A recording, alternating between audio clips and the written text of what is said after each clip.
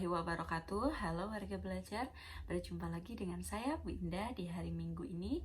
Berarti kita akan belajar tentang IPS, yaitu sosiologi. Nah, di sosiologi kita akan belajar tentang bentuk-bentuk konflik sosial. Setelah kemarin kita tahu konflik sosial itu apa, terus sekarang ada bentuk-bentuk konflik sosial.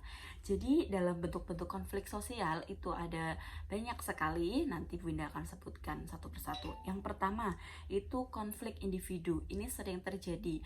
Pasti misalnya warga belajar di tempat kerja itu ada konflik antar teman kerja warga belajar, atau di sekolah itu juga bisa.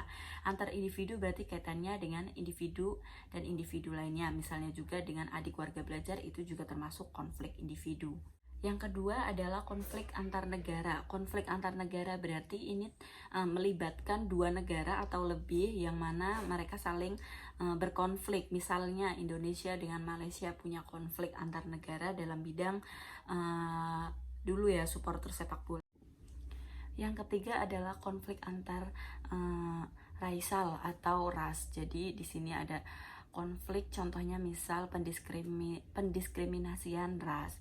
Terus ada juga konflik antar kelas sosial, misalnya antara direktur dan pegawai. Misalnya gajinya tidak sesuai, itu juga bisa terjadi konflik antara buruh dengan direktur.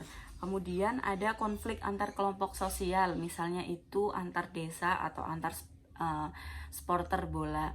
Itu tadi contoh-contohnya mengenai konflik sosial. Untuk tugasnya silahkan warga belajar cari berita yang mengenai konflik sosial dalam bentuk konflik antar kelompok dan konflik individu. Bisa pilih dua itu. Dari berita itu dijelaskan konfliknya bagaimana. Cukup sekian dari saya. Wassalamualaikum warahmatullahi wabarakatuh.